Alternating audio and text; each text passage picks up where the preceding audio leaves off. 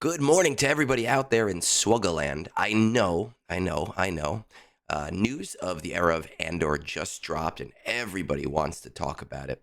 But I'm still unpacking that information and trying to figure out everything on my own. So instead, today, I want to talk about something that is very near and dear to my heart. Something that I am talking about constantly. That is essentially the time crunch in the game. However, I want to talk about it from the context of quality of life improvements and 5 quality of life improvements that I really feel that this game needs to have in 2026. Now, it is important for me to address what exactly a quality of life improvement is, because anytime I talk about quality of life and I put up a list, inevitably somebody is going to come back and say, well, the game actually needs this quality of life improvement first.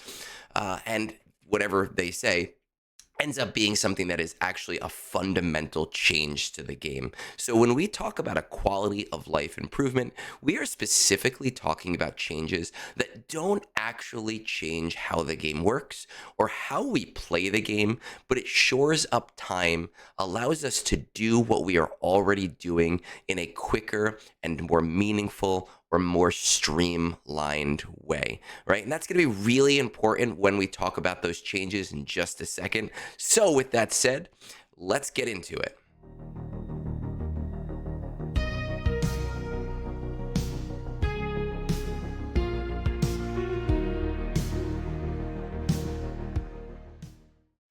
So the first thing on our list here is really the mod system. And we did get a mod system update about 2 years ago that did completely change how these work, essentially. And this is really nice. In the past, we just were able to assign these loadouts, and we had to use really not even the filters, just these tags to kind of figure out what we were doing. But CG has added filters and your ability to save these filters on the side and remember them so that you can play with your mods in a more meaningful way. The problem, however, is that it is a frustrating system for players who are not paying for hot utils. And hot utils is a third-party system that is technically not allowed, though CG does cover a blind eye. And I have tried to get Meathead to commit to saying that CG is aware of it and that they're okay of it, but he refuses to answer me, which does kind of give me that feeling. The way that I see it is that hot utils is this amazing thing that deserves every dollar that they receive, but it is something that shouldn't be needed in this game in 2026.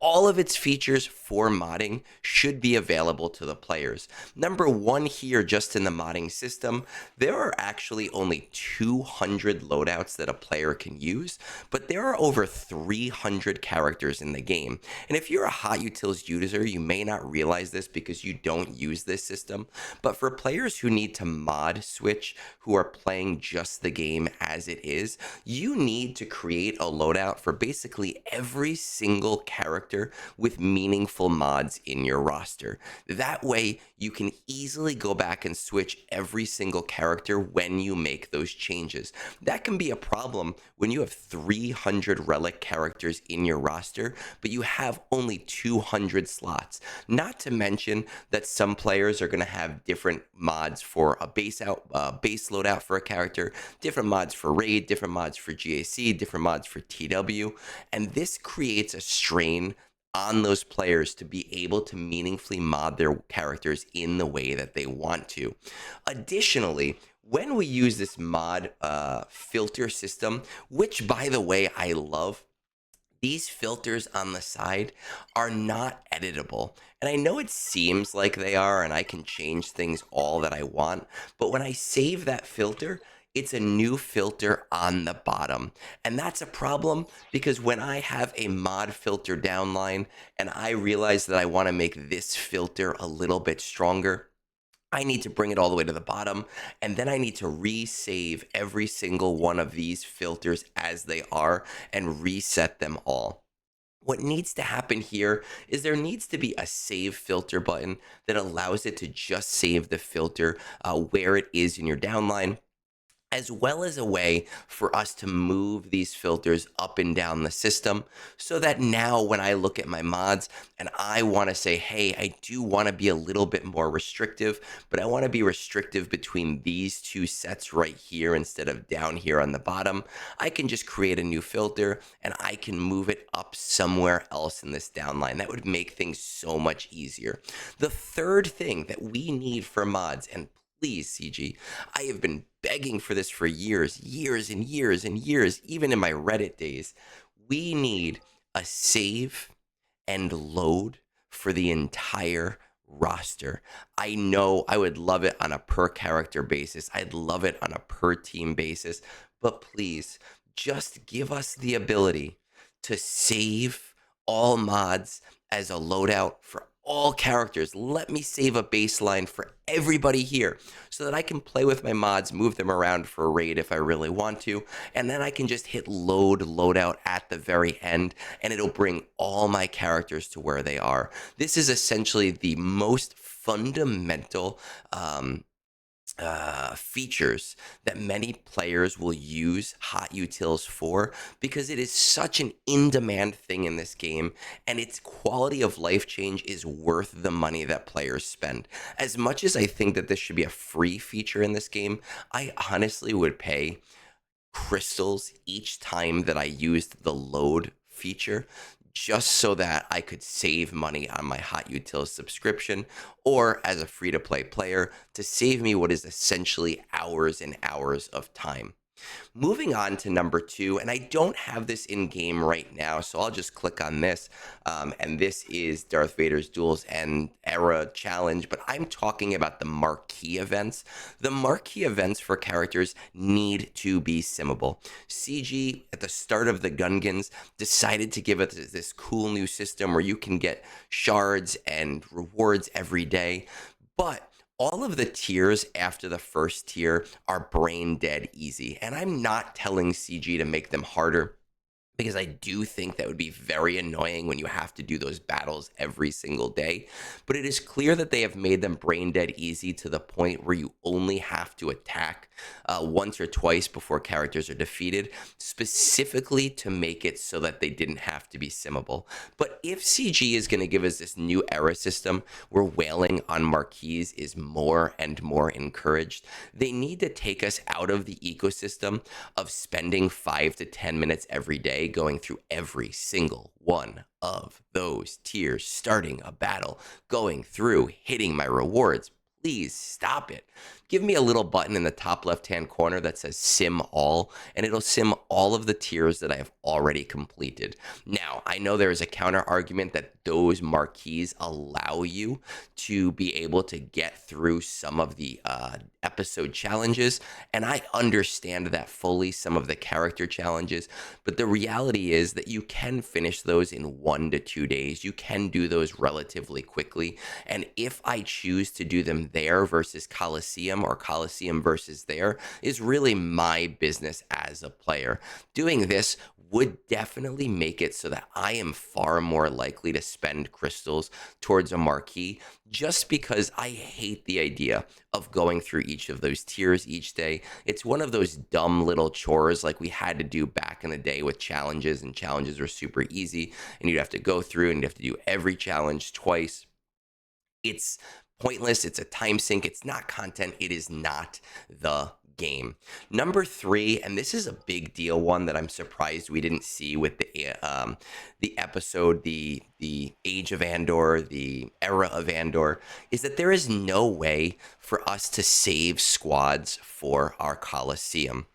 Week over week, going through these 4 bosses, and as we change characters between them, in the beginning, it's really not a big problem since you only have 2 or 3 characters available to you. But once you start to get to the point where we are starting to bring in and switch between characters and switch between leads, it would be really nice for us to be able to save squad loadouts for each of the 4 bosses. We can do it for fleets. We can do it for regular squads. Let us save them. Let us put names to them. Hey, Boss 1, Dryax, ICB lead. Boss 2, Zepho Guardians, Rebel Fighter Lead, whatever it is, I find myself right now having to go back to notes on paper or going through Reddit pinned posts in order to find out what I used the week before in my era challenges in my Coliseum. And it just seems like a silly change or a silly thing that I have to do when there is fundamentally already a system in place for me to be able to do this. Very easy. Era units, squad saved right under it. Let me play with that. Let me remember the leads that I'm using so that I don't have to worry about it. The fourth quality of life change, I talked about this a few years ago, and some players thought I was a little bit insane with how I would do my relic levels. But it is honestly so annoying when you need to take a character from a low relic level all the way to a high relic level. A great example of this right now is going to be Imperial Probe Droid, who is seemingly going to be a little bit more useful once the era of Andor characters come out. Mine is currently G12 and not eligible for Lightspeed tokens because it is a TB unit. Once I take him to G13, I am going to have to sit through that 7 to 9 second animation 6, 7, 8, possibly 9 times in a row while I take this character up. This is doubly so of my era units, of which I am getting 7 of them next week. They're all going to be between Relic level 3 and Relic 5, but a lot of these characters I'm going to want to immediately take to Relic 7 to Relic 9. Hate-fueled Maul is probably going to Relic 10. The rest of these guys, Yoda and Chewie, is probably going to Relic 9. Everybody else is going to Relic 7. It's just an annoying little chore. Instead, give me a little relic slider. I click on this button. There's a little slider down here that says 4. I can click it all the way up to 10. If I at any time do more than one relic, once I hit this amplify button, I'll of course get my little dialog box that says, hey, you are taking this character up 3 levels. Here are the materials you're going to use. Are you sure you want to do this? Let me just do things that way. In 2026, with the way that materials work, and with Relic 7 effectively being the new baseline for characters when you take them up, but really Relic 3 kind of being where most people are going to end their era, this is going to be a nice fundamental change to allow us to do old processes in a much quicker way. There is, of course, an argument that we could do this with gearing as well, which CG never did. But because the new eras effectively are going to bring the majority of players to around G12 to G13 pretty much immediately, I don't necessarily think that that's something that we need to invest in 2026 for characters.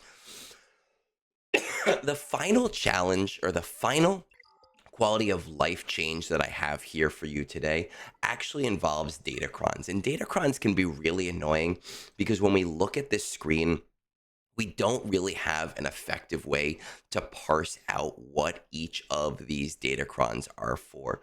I see here that I have 3 Datacrons. They're all attacker crons. I see I have a bunch of level 6s here. I have no idea what they are, and it is really hard to figure out where each datacron goes when I am looking through and having to decide and remember, oh, right, protection goes, I'm putting that on my gas squad, and oh, wait, no, this resistance trooper cron over here, that is actually going on my Ray squad. It can be really tough, and there's a lot of changes that can be done here, but I think the simplest thing that CG can do for us is allow us to change the name of these mods. Right here where it says level 9, even just giving us like 10 to 12 characters to use, I hit a little button up here, rename Datacron, click on the datacron, and I can change the name of it to something that I can remember. So let's, for example, take this Datacron. I hit change name. I go over to it. I type in Bane. Right now, when I go through my squads and I want to play the game and I'm looking through in GAC for the datacron that I want to use, I can look through and I see, hey, boom, Bane, right? This is for my Bane squad. Or Hondo, this is for my Hondo squad.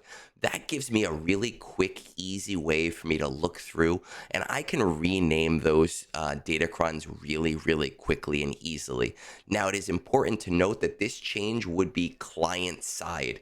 And what that means is that in GAC, when I go to my GAC table, when I go to my opponent, when I go to check out their datacrons, I will not see their names. I will only see the level 9 as it is now. So I won't necessarily know what datacrons are going on what characters from an enemy position, but it would allow me as a player to know, hey, this is the datacron for this specific team super, super, super quickly. So with all of that said, those are 5 huge, huge, huge, meaningful changes that I could see from a quality of life perspective going into 2026 and finishing out to 2027. Let me know what you think. Let me know if there are any other quality of life changes that you would like to see in the game, keeping in mind that a quality of life change is something that does not fundamentally change a game process, but it allows us as players to access the processes that we're already doing in an easier, quicker, or more meaningful way. And if you like this stuff, don't forget to survive. Don't forget to survive. Don't forget to subscribe. It does help a lot. With that said, peace out and have a great rest of your day.